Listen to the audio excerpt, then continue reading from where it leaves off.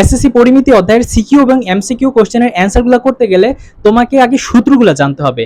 আর আজকের এই ভিডিওতে আমি পরিমিতির সবগুলা সূত্র ইন ডিটেলসে আলোচনা করেছি এবং প্রতিপাদন করে দেখিয়েছি। সো আজকের ক্লাসটা তোমরা সম্পূর্ণ দেখো, তাহলে এই পরিমিতির সূত্র নিয়ে আর কোনো ঝামেলা থাকবে না, কোনো টেনশন থাকবে না।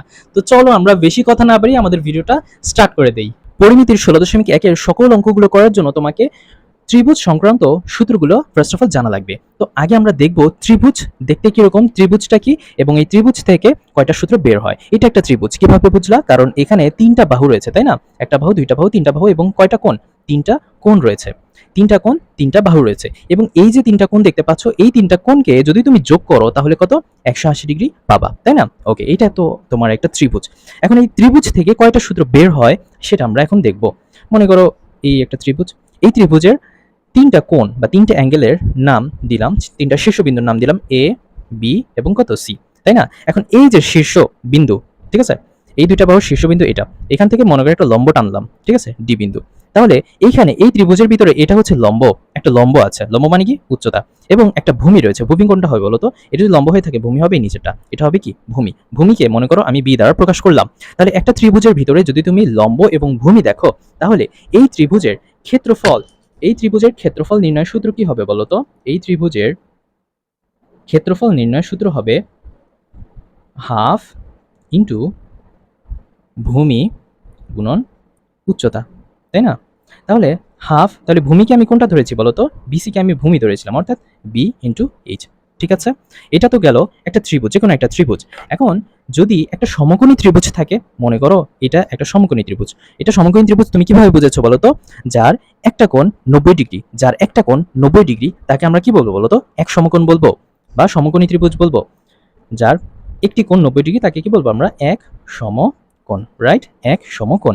তাহলে এই সমকোণী ত্রিভুজের ভিতরে আমরা কি দেখতে পাচ্ছি বলতো? একটা লম্ব দেখতে পাচ্ছি, তাই না? এই যে বিসি হচ্ছে একটা লম্ব, এবং এটা লম্ব যদি হয়ে থাকে তাহলে এসি হবে কি? ভূমি। তাহলে একটা ত্রিভুজের লম্ব এবং ভূমি যে কোনো পার্টে, যে কোনো পাশে থাকলেই সেটার ক্ষেত্রফলের সূত্র আমাদের কি?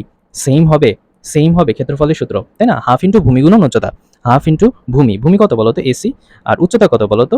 এবি, এবি হবে কি? উচ্চতা। তাহলে এই ত্রিভুজের ক্ষেত্রফলের সূত্র এটা।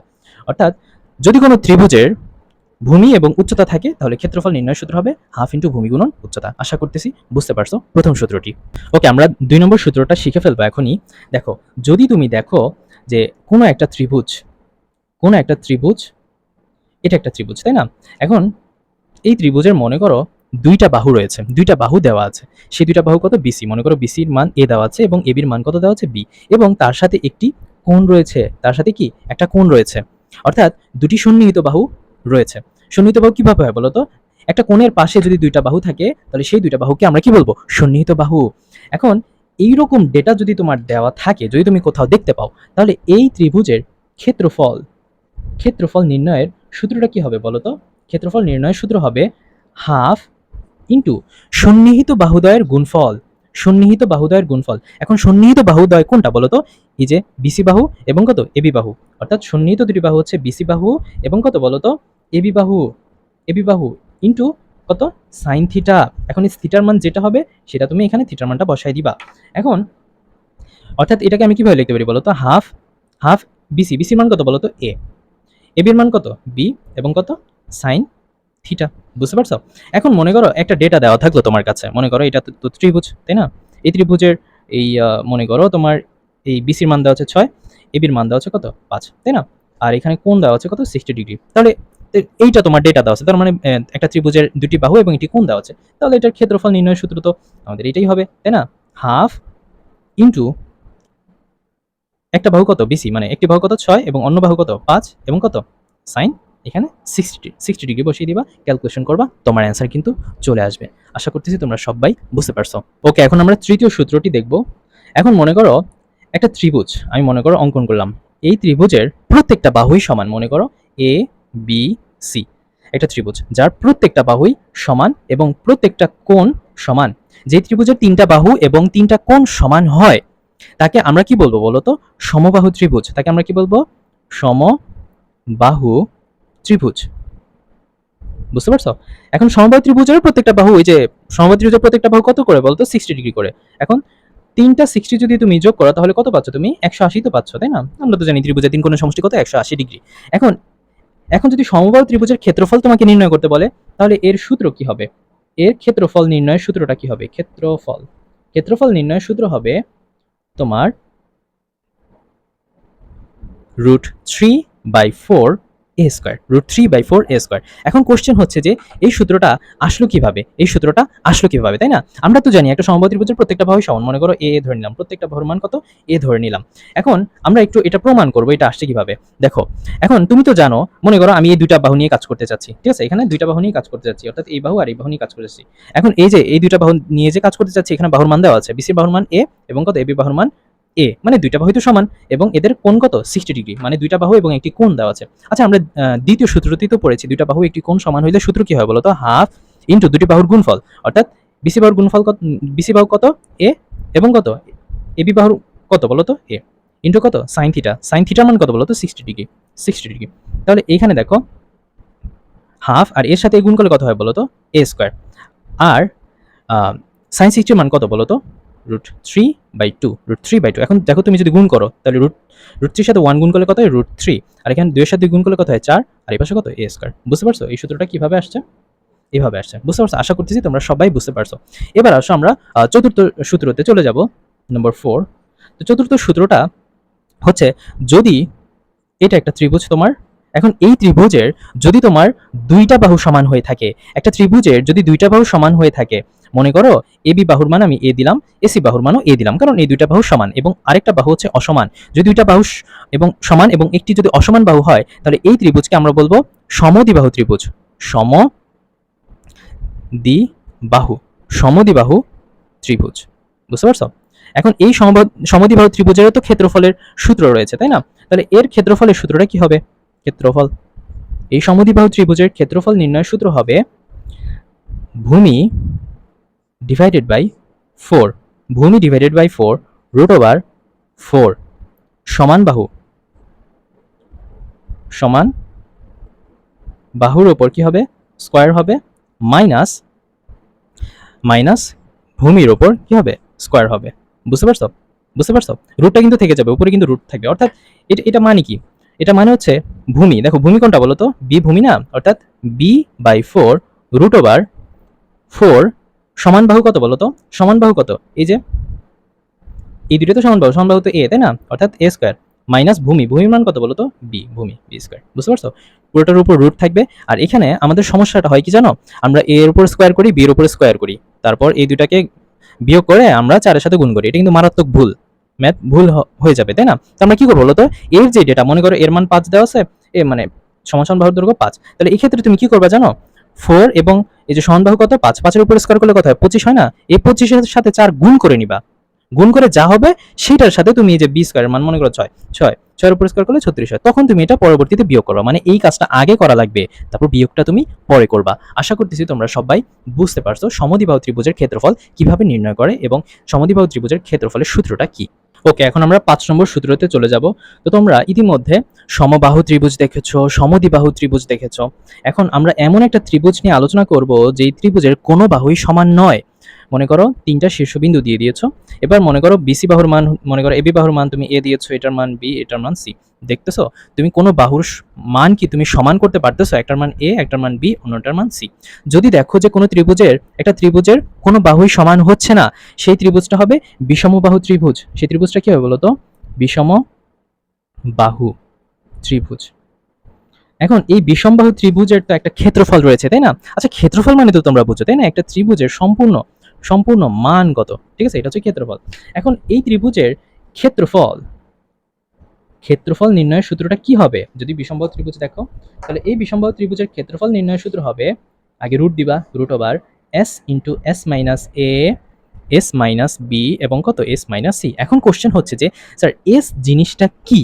এসটা হচ্ছে অর্ধপরিসীমা।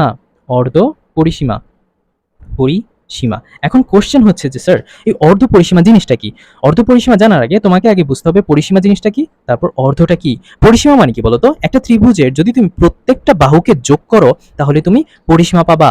বুঝতে পারছো? তো অর্ধ পরিসীমাকে এস দ্বারা প্রকাশ করা হয়। তো আমরা দেখি এখানে পরিসীমা মানে কি, প্রত্যেকটা বাহুকে যোগ করব। তো যোগ করি a plus b, a plus b plus c, প্রত্যেকটা বাহুকে যোগ করলাম। এখন কি করব, তাদেরকে অর্ধেক করে দিব স্যার, এদেরকে 2 দ্বারা ভাগ করে দিব, তাহলে আমরা কি অর্ধ পরিসীমাটা পেয়ে যাব।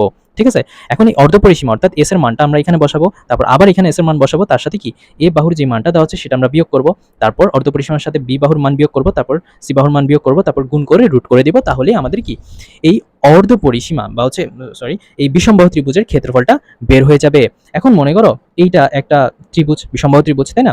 এখন মনে করো 3টা বাহুর মান দেওয়া আছে, একটা হচ্ছে 5, একটা 6 এবং একটা 7। এখন এই ত্রিভুজের ক্ষেত্রফলটা কি হবে বলো তো? এই ত্রিভুজের ক্ষেত্রফলের মানটা তোমরা বের করবা, বের করে কমেন্ট বক্সে জানাবা আমাদেরকে। এখন এই ক্ষেত্রফলের এককটা কি হবে স্যার? তুমি তো জানো যে কোন ত্রিভুজের বাহুর মান যদি তুমি মিটার করে দেওয়া থাকে, প্রত্যেকটা যদি মিটার করে দেওয়া থাকে, বুঝতে পারছো? তাহলে ক্ষেত্রফলের এককটা কি হবে? ক্ষেত্রফলের একক হবে বর্গ মিটার, লাস্টে লিখে দিও বর্গ মিটার। আর যদি সেন্টিমিটার করে দেওয়া থাকে তাহলে হবে বর্গ সেন্টিমিটার। এগুলো তো তোমরা বুঝো আশা করতেছি।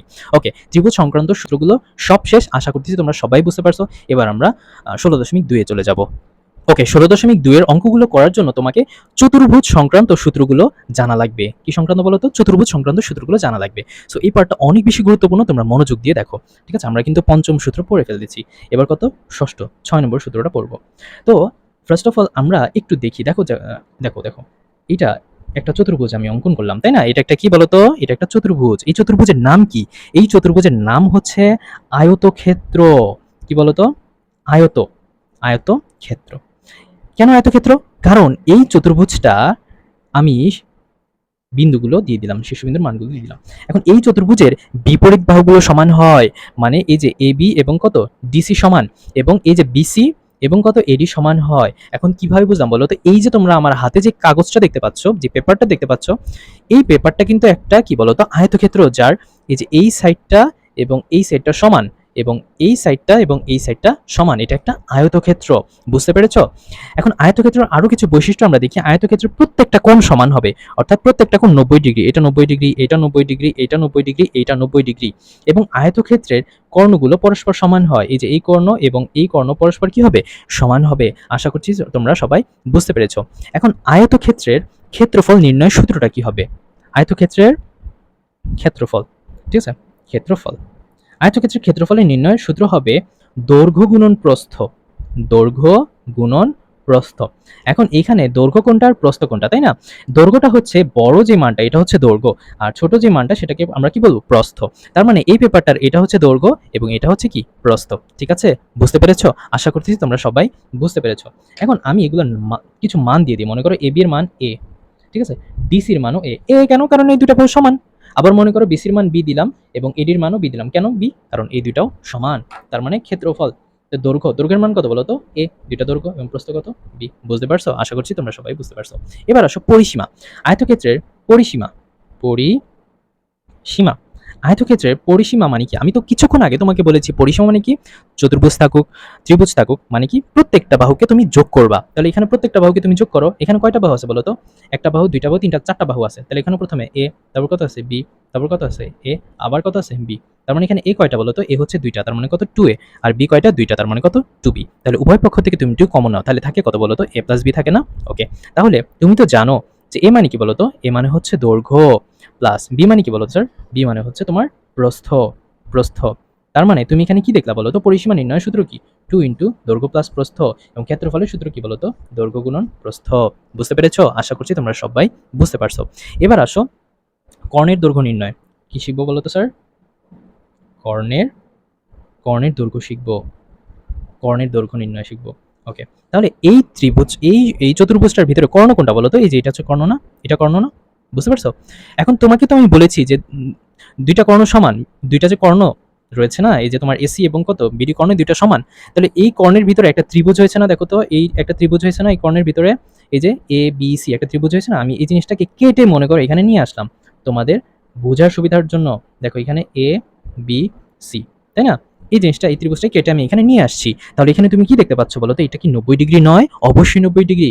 তাহলে যদি 90 ডিগ্রি হয়ে থাকে তাহলে এটা কি লম্ব নয়? অবশ্যই লম্ব। এটা কি ভূমি নয়? অবশ্যই ভূমি। তাহলে এগুলোর তো মান দেওয়া আছে, তাই না? বিসির মান কত দেওয়া আছে? বি, এবং কত? আর ভূমির মানটা দেওয়া আছে কত? এ। এখন আমি এসির মানটাই বের করব। তাহলে কি দিয়ে বের করব? পিথাগোরাসের সূত্র ব্যবহার করে, তাই না? কিসের সূত্র? পিথাগোরাসের সূত্র ব্যবহার করে, তাই না? পিথাগোরাসের সূত্র কি বলে স্যার? পিথাগোরাসের সূত্র কি বলে? অতিভুজ অতিভুজ স্কোয়ার ইকুয়ালস টু ভূমি স্কোয়ার প্লাস লম্ব স্কোয়ার, রাইট? তাহলে এখানে অতিভুজ কত স্যার? আমাদের অতিভুজটা কত? অতিভুজ কত বলো তো? এসি না? অতিভুজটা তো এসি। এখন এসির মানটা আমরা বের করব। ভূমি কত বলো তো স্যার? ভূমি হচ্ছে এ, ভূমির উপর স্কোয়ার রয়েছে। তারপর লম্বের মান কত বলো তো? বি, বি এর উপর কি রয়েছে? স্কোয়ার রয়েছে। কিন্তু স্যার আমাদের তো এসির মান লাগবে, নট স্কোয়ার। স্কোয়ার তো লাগবে না, স্কোয়ারের পাশে গিয়ে কি হয়ে যাবে বলো তো? রুট হয়ে যাবে স্যার। তাহলে এখানে এ স্কোয়ার প্লাস বি স্কোয়ার। তাহলে তুমি কি বুঝলা স্যার? কি বুঝলা? তাহলে এই যে এসি মানে কি? এসিটাই তো কর্ণ, এসিটাই তো কর্ণ। তাহলে কর্ণের দৈর্ঘ্যের ভিতরে কি আছে? এ। এটাকে আমি কি ধরেছিলাম বলো তো? এটাকে ভূমি ধরেছিলাম না, সরি দৈর্ঘ্য ধরেছিলাম না। তার মানে তোমার কর্ণের দৈর্ঘ্য সূত্র কি? দৈর্ঘ্য স্কোয়ার প্লাস প্রস্থ স্কোয়ার। বুঝতে পারছো? অর্থাৎ মাঝখানে একটা রুট থাকবে। এটাই হচ্ছে আয়তক্ষেত্রের কর্ণের দৈর্ঘ্য নির্ণয় সূত্র। আশা করছি তোমরা আয়তক্ষেত্র সম্পর্কিত সকল সূত্র বুঝে গেছো। ওকে, এখন আমরা 7 নম্বর পার্টটা শিখবো। 7 নম্বর হচ্ছে কি বলতো? মনে করো ওই যে আমরা আগে যে শিখেছিলাম স্যার, আগে কি শিখেছিলাম? আগে তো শিখেছিলাম আয়তক্ষেত্র, তাই না? আয়তক্ষেত্র। এই আয়তক্ষেত্রের একজন ছোট ভাই রয়েছে, তাই না? আয়তক্ষেত্রের আয়তক্ষেত্র মনে করো বড় ভাই। এখন আয়তক্ষেত্রটাকে যদি তুমি বাঁকিয়ে ফেলো, জিনিসটা এই যে এরকম করবা, এরকম বাঁকিয়ে ফেলবা। যদি তুমি বাঁকিয়ে ফেলো তাহলে জিনিসটা এরকম হয়ে যায় না স্যার? তাই না? তুমি ওরে ধাক্কা দিয়ে বাঁকায় ফেলছো। জিনিসটা তো আগে এরকম ছিল, এখন এরকম হয়ে গেছে। যখন এরকম হয়ে গেছে তখন এটাকে আমরা কি বলবো? সামান্তরিক বলবো। সামান্তরিক বলবো, তাই না? সামান্তরিকে কি থাকে স্যার? এ বিন্দু, বি, সি, ডি। দেখো আয়তক্ষেত্রের বিপরীত বাহুগুলো সমান ছিল, এখন সামান্তরিকেরও বিপরীত বাহুগুলো সমান হবে। তাহলে যে এ বি এবং কত ডিসি সমান এবং কত বিসি এবং কত এডি সমান। কেন? এটা তো আয়তক্ষেত্রই ছিল। আয়তক্ষেত্রের প্রত্যেকটা বাহু সমান, তার মানে সামান্তরিকেরও প্রত্যেকটা বাহু সমান। কিন্তু স্যার, কিন্তু সামান্তরিকের কর্ণগুলো সমান হয় না কখনো। সামান্তরিকের কর্ণগুলো সমান হয় না, অর্থাৎ এই কর্ণের মানটা বড় আর এই কোণটা ছোট। বুঝতে পেরেছো? আশা করতেছি তোমরা সবাই বুঝতে পারছো। এখন এই সামান্তরিকের স্যার দুইটা সূত্র। সামান্তরিকের কয়টা সূত্র? দুইটা সূত্র। আমরা তো সামান্তরিক শিখেছি, এখন আমরা একটু সূত্রগুলো মানে ক্ষেত্রফলের সূত্রটা জানবো। সামান্তরিকের ক্ষেত্রফল নির্ণয়ের দুইটা সূত্র রয়েছে। তো দেখো এটা একটা সামান্তরিক, তাই না? প্রথম সূত্রটা দেখবো ক্ষেত্রফল নির্ণয়ের। তাহলে এর মনে করো এই যে শীর্ষবিন্দুটা রয়েছে না, মনে করো এখানে একটা কোণ রয়েছে, কোণের শীর্ষবিন্দু। এই শীর্ষবিন্দু থেকে একটা লম্ব টানলাম, তাই না? তখন এই লম্বটা কি হচ্ছে বলো তো? এটা উচ্চতা না? আর এখানে মনে করো ই বিন্দু দিয়ে দিলাম। তাহলে এটা যদি তোমার লম্ব হয়ে থাকে, আর তাহলে এটা কি হবে? ভূমি না? অর্থাৎ কোনো সামান্তরিকে যদি তুমি দেখো লম্ব আর উচ্চতা দেওয়া আছে, যদি দেখো কোনো সামান্তরিকের লম্ব এবং কি ভূমি এবং কি উচ্চতা দেওয়া আছে, তাহলে তার ক্ষেত্রফল নির্ণয় সূত্রটা কি হবে? তাহলে তার ক্ষেত্রফল নির্ণয় সূত্র হবে ভূমি গুণন উচ্চতা। ভূমি গুণন উচ্চতা। মনে করো ভূমিটাকে আমি ভি ধরলাম আর উচ্চতাকে এইচ, তাহলে সূত্র হবে বি ইন্টু এইচ। বুঝতে পেরেছো স্যার? আশা করতেছি তোমরা বুঝতে পারছো। এইবার আসো, আমি বলছিলাম যে দুইটা সূত্র ক্ষেত্রফল নির্ণয়ের। আরেকটা সূত্র একটু দেখো। মনে করো এটা তো সামান্তরিক, তাই না? এই সামান্তরিকের মনে করো কর্ণের দৈর্ঘ্য দেওয়া আছে, মনে করো কর্ণের দৈর্ঘ্য দেওয়া আছে, কর্ণের দৈর্ঘ্য দেওয়া আছে, এবং এই যে তোমার শীর্ষবিন্দুটা রয়েছে না, এর শীর্ষবিন্দুর একটা লম্ব রেখা যদি তুমি টানো, ঠিক আছে? তাহলে এখানে মনে করো এটা কর্ণ, তাই না? এটা মনে করো উচ্চতা মনে করো দেওয়া আছে, মানে এই শীর্ষবিন্দু থেকে, বুঝতে পারছো? উচ্চতা। আর এখানে এটা কি? কর্ণ। কর্ণটাকে তুমি ডি ধরলা, ঠিক আছে? ডি ধরলা। তো যদি তুমি দেখো যে কোনো ত্রিভুজের একটা কর্ণ এবং তার উপর একটা লম্ব রয়েছে, তাহলে তোমার ক্ষেত্রফল নির্ণয়ের সূত্র হবে এই যে কর্ণের যে দৈর্ঘ্য না, এইটা তার সাথে কি এই উচ্চতাটা গুণ করে দিবা, জাস্ট গুণ করে দিবা। বুঝতে পারছো? তার মানে আয়তক্ষেত্রের আমার কয়টা সূত্র স্যার? দুইটা সূত্র। একটা হচ্ছে ভূমির সাথে উচ্চতা গুণ করে দিব, ভূমি আর উচ্চতা দেওয়া থাকলে। আর একটা যদি কর্ণের দৈর্ঘ্য এবং তার তোমার এই যে তোমার বিপরীত শীর্ষ কোণের থেকে যদি তুমি একটা লম্ব যদি টানো, তাহলে এখানে যে উচ্চতা থাকবে সেই উচ্চতার সাথে সেই কর্ণের দৈর্ঘ্যটা গুণ হয়ে যাবে, তাহলে ক্ষেত্রফলটা বের হয়ে যাবে। এরপর আসো স্যার পরিসীমা। কিসের পরিসীমা? এটা হচ্ছে সামান্তরিকের পরিসীমা নির্ণয় সূত্রটা কি হবে? আচ্ছা, এটা তো আয়তক্ষেত্র ছিল, তাই না? আগে তো আয়তক্ষেত্র ছিল, এখন সামান্তরিক হয়েছে। তাহলে আয়তক্ষেত্রের বিপরীত ভাগগুলো সমান, সামান্তরিকেরও তো বিপরীত ভাগগুলো সমান। তার মানে আয়তক্ষেত্র এবং সামান্তরিকের পরিসীমা নির্ণয় সূত্র কি হবে বলো তো? সেম হবে, কারণ বিপরীত ভাগগুলো সমান, এরও বিপরীত ভাগগুলো সমান। তাহলে সামান্তরিকের পরিসীমা নির্ণয় সূত্র কি হবে? 2 ইন্টু দৈর্ঘ্য প্লাস প্রস্থ, ঠিক আছে? আয়তক্ষেত্র এবং সামান্তরিকের পরিসীমা নির্ণয় সূত্র কি? সেম। আশা করতেছি তোমরা সামান্তরিকের সবগুলা সূত্র শিখে ফেলেছ। এরপর আমরা দেখব হচ্ছে বর্গ। এটা কি স্যার? এটা বর্গ না? প্রশ্ন স্যার, এটা কেমনে বর্গ? কিভাবে বর্গ? আমাকে একটু বুঝিয়ে দেন। বর্গের প্রত্যেকটা বাহুই সমান হয়। বর্গের প্রত্যেকটা বাহুই সমান হয়, সবগুলা বাহু সমান। প্রত্যেকটা বাহুকে মনে করে এ দিলাম, ঠিক আছে? প্রত্যেকটা বাহুকে এ দিলাম। প্রত্যেকটা বাহু সমান হয় এবং বর্গের প্রত্যেকটা কোণগুলো সমান হয়। প্রত্যেকটা কোণ কত ডিগ্রি? 90 ডিগ্রি। এবং কর্ণগুলা কি হবে বলো তো স্যার? সমান হবে, কর্ণগুলো সমান হবে। এখন আসো, এখন বর্গের ভিতরে তো ঝামেলা নাই, ও হচ্ছে সহজ সরল একটা মানুষ, তাহলে ওর ক্ষেত্রফল নির্ণয়ের সূত্র কি হবে স্যার? এই যে বর্গের ক্ষেত্রফল নির্ণয়ের সূত্র কি হবে? জাস্ট একটা বাহুর উপর স্কোয়ার করে দিবা, তাহলেই হয়ে যাবে, তাই না? তাই না? তাহলে বাহুর মান কত বলো তো? এ না? বাহু তো প্রত্যেকটা বাহু সমান, তার মানে এর উপর স্কোয়ার, বাহুর উপর স্কোয়ার করে দিলেই তোমার ক্ষেত্রফল নির্ণয় হয়ে যাবে, ঠিক আছে? ওকে, মানে একটা বাহুর মান, প্রত্যেকটা বাহু তো 5, ওই 5 এর উপর স্কোয়ার করে দেবো, অর্থাৎ 25, 25 হবে ক্ষেত্রফল। এবার আসো স্যার পরিসীমা, বর্গের পরিসীমা, বর্গের পরিসীমা।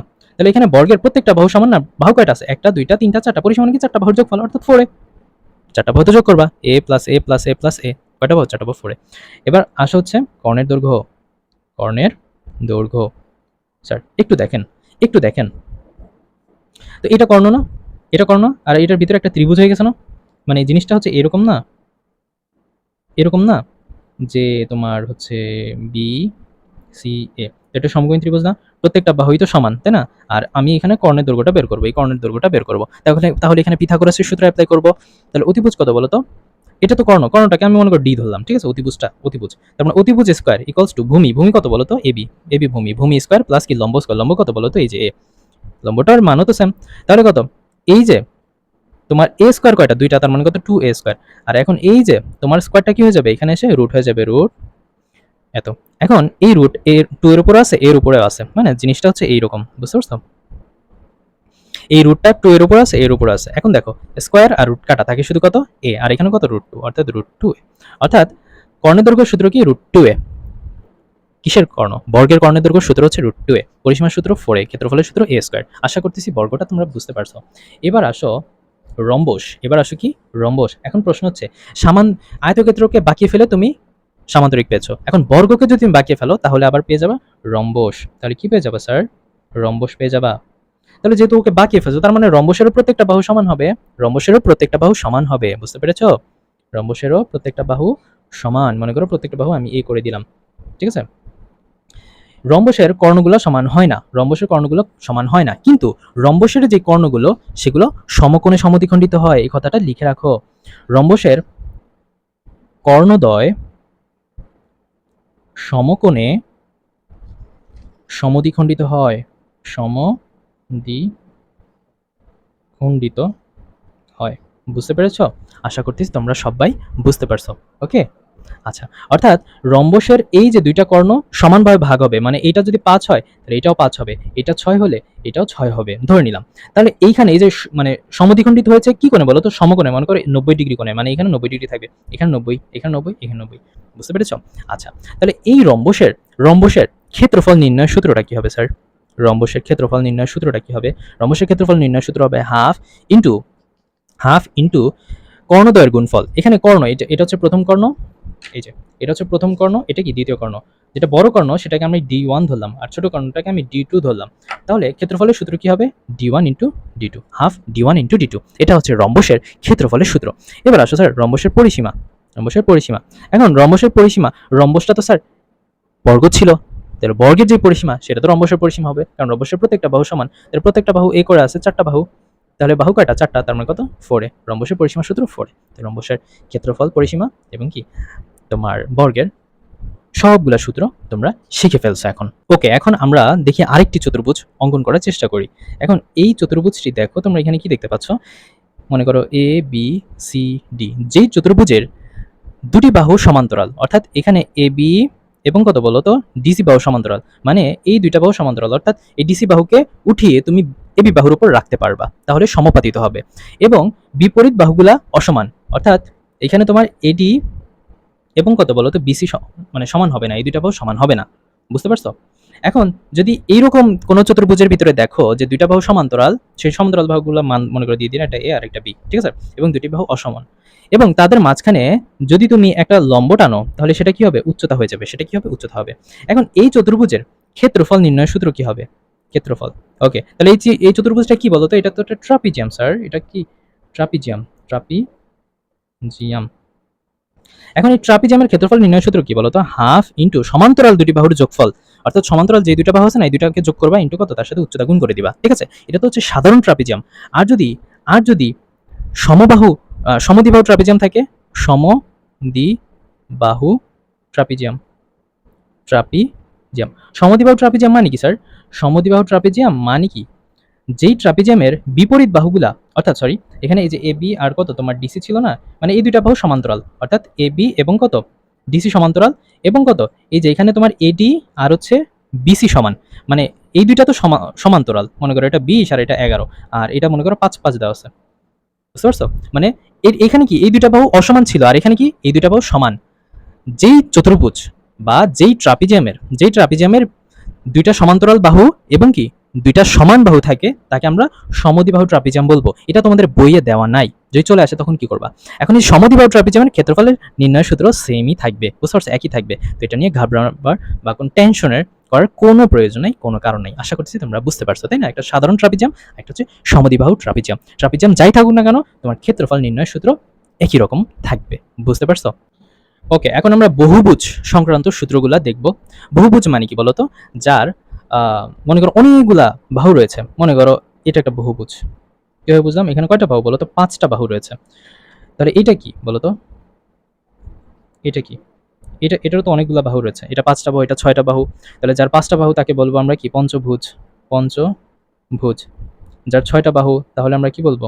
ষড়ভুজ। তাই কি বলবো? ষড়ভুজ। সপ্তভুজ, অষ্টভুজ, এগুলা ভুজের উপর ডিপেন্ড করতেছে কার ভুজ কয়টা, ঠিক আছে? আবার এরকম এরকম একটা চতুর্ভুজ দেখলা, তাহলে বহুভুজ দেখলা, তাহলে এটা কয়টা বাহু? 1 2 3 4 5 6 7 এটা সপ্তভুজ, বুঝতে পারছো?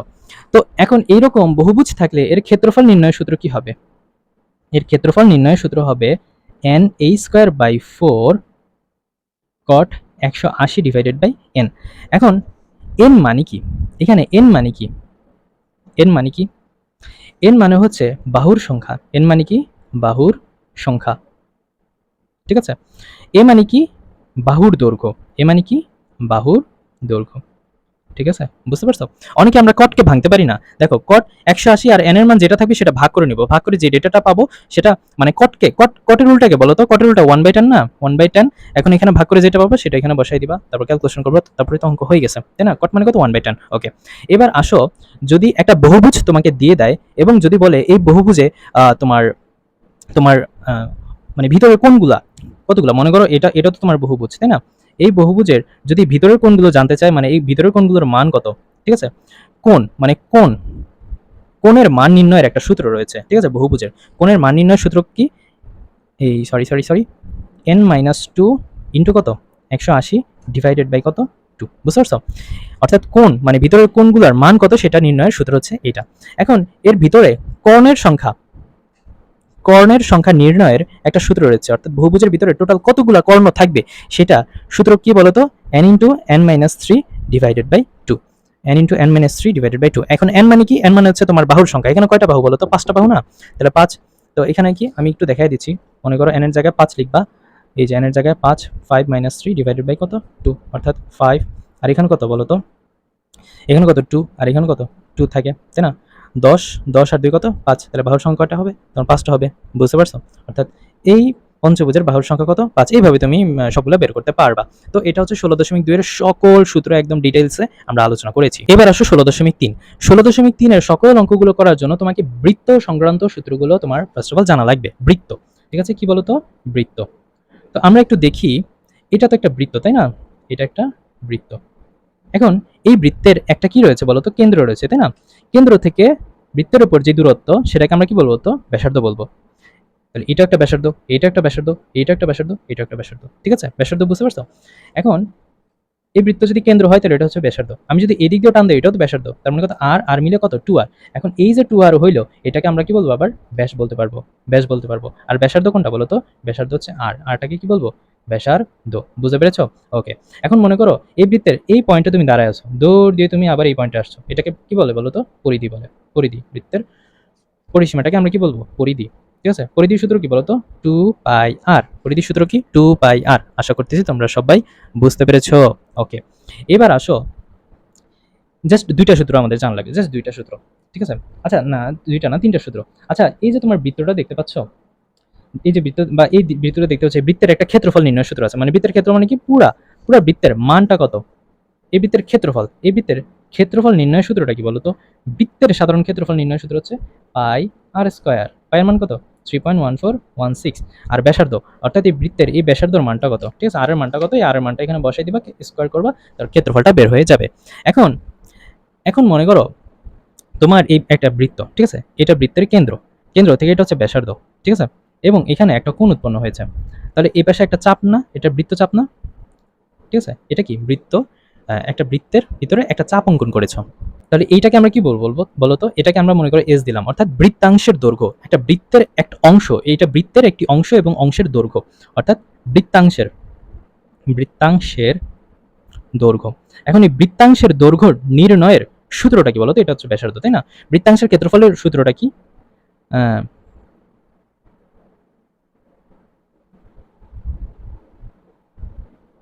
পাই আর থিটা ডিভাইডেড বাই কত, 180, ঠিক আছে। পায়ের মান লিখবা আর ব্যাসার্ধের মান লিখবা, থিটা মানে এই যে এখানে থিটার যে কোণটা সেই কোণটা লিখবা, ডিভাইডেড বাই 180 করে দিবা, তাহলে কি এই বৃত্তাংশের ক্ষেত্রফলটা বের হয়ে যাবে। এখন এখন মনে করো এটা একটা বৃত্ত দেওয়া আছে, ঠিক আছে, এটাই বৃত্ত, এটা হচ্ছে বৃত্তের কেন্দ্র এবং বৃত্তের কেন্দ্র থেকে এটা ব্যাসার্ধ।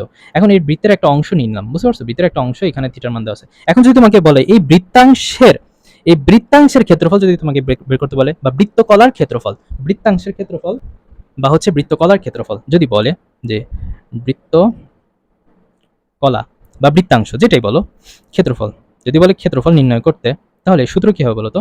সূত্র হবে theta by 360, theta by 360 into pi r square. বুঝতে পারছো? এই কটাই সূত্র, 1 2 3 4টা সূত্র, এই কটা সূত্র জানলেই আমাদের কাজ হয়ে যাবে। এটা হচ্ছে বৃত্তকলা, অর্থাৎ এই যে বৃত্তের যে অংশটা, এই অংশের ক্ষেত্রফল যদি জানতে চায় তাহলে, আর যদি বৃত্তাংশ, এই যে বৃত্তের অংশের যে এই যে দৈর্ঘ্যটা, এই যে এটার মান চাইলে তুমি এই সূত্র অ্যাপ্লাই করবা। বুঝতে পারছো? আশা করছি তোমরা বৃত্ত সংক্রান্ত সকল সূত্র বুঝে ফেলছো। আচ্ছা, আরেকটা জিনিস তোমাদের যেই অঙ্ক শর্টকাটের একটা টেকনিক দেখিয়ে দিই। মনে করো একটা বৃত্তের ভিতরে একটা বৃত্তাকার চাকা রয়েছে, মনে করো চাকাটা এই যে ঘুরে ঘুরে ঘুরে ঘুরে ঘুরে ঘুরে মনে করো এখানে আসছে, ঠিক আছে। এখন কতটুকু দূরত্ব অতিক্রম করছে? মনে করো 5 মিটার দূরত্ব অতিক্রম করছে। তাহলে এখন এখান থেকে যদি কোশ্চেন করে যে চাকাটা কতবার ঘুরেছে, চাকাটা কতবার ঘুরেছে, এটা ডিপেন্ড করে কোন সূত্রের উপর বলতো? 2 পাই আর এন ইন্টু কত, দূরত্ব, দূরত্ব দূরত্ব। 2 পাই আর মানে কি, ব্যাসার্ধ, এন মানে কি, কতবার ঘুরেছে, আর দূরত্ব মানে কি, যত দূরে গেছে, তাই না? এই ধরনের ম্যাথ তোমরা বইয়ে দেখতে পারবা। আশা করছি তোমরা বুঝতে পারছো এবং এই সূত্র দিয়ে তোমরা ঝটপট এমসিকিউর কোশ্চেনগুলো সলভ করতে পারবা। ওকে, এখন আমরা 16.4 এর সূত্রগুলো নিয়ে আলোচনা করব। আশা করছি এটা মনে হয় 13 নম্বর সূত্র, আমরা একটু দেখি, ঠিক আছে। তো ঘনবস্তু জিনিসটা কি আমরা একটু দেখি, একটু লক্ষ্য করো তোমরা। এটা একটা ঘনবস্তু, বুঝতে পেরেছো? এটা একটা ঘনবস্তু। কিভাবে ঘনবস্তু? দেখো, এটা যদি তুমি যোগ করো, ঘনবস্তু, তাহলে ঘনবস্তুর কি থাকে বলতো? দৈর্ঘ্য থাকে, প্রস্থ থাকে, উচ্চতা থাকে। তো মজার ব্যাপার হচ্ছে এখানে দৈর্ঘ্য, প্রস্থ, উচ্চতা কোনোটাই সমান হবে না। যে অবজেক্টের দৈর্ঘ্য, প্রস্থ, উচ্চতা সমান নয় তাকে আমরা কি বলবো বলতো? ঘনবস্তু বলবো, ঘনবস্তু বলবো। এখন এই ঘনবস্তুর আয়তনের সূত্র কি হবে বলতো? আয়তন, আয়তন, ঠিক আছে, আয়তন, আয়তন। ঘনবস্তুর আয়তন নির্ণয়ের সূত্র কি হবে বলতো? দৈর্ঘ্য গুণন প্রস্থ গুণন উচ্চতা। মানে দৈর্ঘ্য, প্রস্থ, উচ্চতার মান যদি তুমি গুণ করে দাও তাহলে আয়তন বের হয়ে যাবে। আয়তনের একক কি বলতো? আয়তনের একক হচ্ছে ঘন। এখন যদি এককগুলো মিটার থাকে তাহলে হবে কি, ঘন মিটার। ওকে, আবার যদি সেন্টিমিটার থাকে, ঘন সেন্টিমিটার, ঠিক আছে। এটা হচ্ছে আয়তনের সূত্র। এরপর কি, সমগ্র তল, সমগ্র তলের ক্ষেত্রফল, ক্ষেত্রফল। এই ঘনবস্তুর সমগ্র তলের ক্ষেত্রফলের সূত্র কি? 2 into A B plus BC plus C A. মানে কি? এ মানে কি ভূমি, বি মানে কি ভূমি, সরি, এ মানে কি দৈর্ঘ্য, বি মানে কি প্রস্থ, দৈর্ঘ্যের সাথে প্রস্থ গুণ করবা, প্লাস প্রস্থের সাথে উচ্চতা গুণ করবা, প্লাস উচ্চতার সাথে দৈর্ঘ্য গুণ করবা, তার সাথে 2 গুণ করে দিবা। এটা হচ্ছে সমগ্র তলের ক্ষেত্রফল এই ঘনবস্তুর। এরপর কি আসবে বলতো? এই ঘনবস্তুর কর্ণের দৈর্ঘ্য,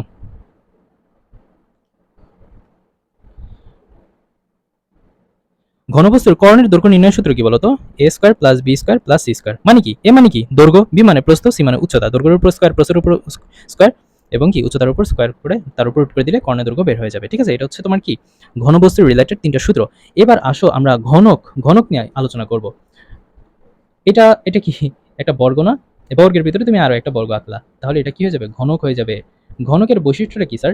ঘনকের বৈশিষ্ট্যটা হচ্ছে যার প্রত্যেকটা বাহুই সমান হয়, এটা এ, এটা এ, এটা বে, দৈর্ঘ্য, প্রস্থ, উচ্চতা কি সমান, তাহলে তাকে আমরা কি বলবো? ঘনক বলবো। তাকে আমরা কি বলবো? ঘনক বলবো। এখন ঘনকের আয়তন নির্ণয়ের সূত্র কি বলতো? প্রত্যেকটা বাহুই তো যোগ করবো, দৈর্ঘ্য দৈর্ঘ্য মানে প্রত্যেকটা বাহু যোগ করবো, তাহলে এ কয়টা? 3টা, তার মানে কত? এ কিউব, ঠিক আছে।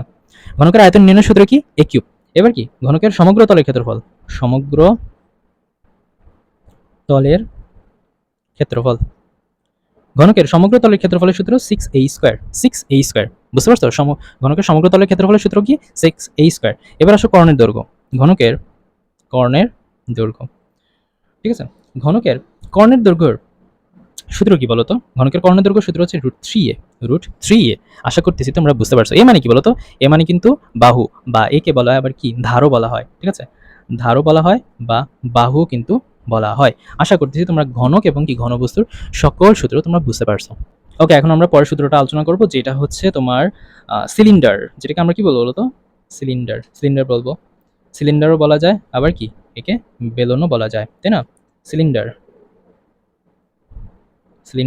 অর বেলন, ঠিক আছে? সিলিন্ডার অর বেলন। আচ্ছা দেখো, তাহলে এই সিলিন্ডারের ভিতরে তুমি কি দেখতে পাচ্ছ বলো তো? এখানে ভূমি, এটাও ভূমি, মানে উপরের দুইটা সাইড বা দুইটা অংশ, ঠিক আছে? তাহলে এই সিলিন্ডারের এইটা যদি ভূমি হয়, এটা কি বৃত্তাকার থাকে, বুঝতে পারছো? বৃত্তাকার থাকে। আশা করতেছি তোমরা বুঝতে পারছো। অর্থাৎ তোমাদের বাসায় যে একটা থাকে, জার থাকে, যেটার ভিতরে তুমি বিস্কিটস, তারপর হচ্ছে অন্যান্য জিনিসপত্র যে তোমরা রাখো, সেটা আর কি এরকম। মানে এটা যদি উল্টা করো তাহলে গোলাকৃতির হবে। তো যদি গোলাকৃতির হয় তাহলে এটা হচ্ছে ব্যাসার্ধ, তাই না? আর এটাও একটা কি মিডল পয়েন্ট, তাহলে এটা কি তোমার উচ্চতা হবে, ব্যাসার্ধ আর উচ্চতা, ব্যাসার্ধ এবং কি উচ্চতা। এখন এই সিলিন্ডারের আয়তনের সূত্রটা কি? এই সিলিন্ডারের আয়তনের নির্ণয়ের সূত্র হচ্ছে πr²h, ঠিক আছে? πr²h। এখন এই সিলিন্ডারের বক্রতলের ক্ষেত্রফল,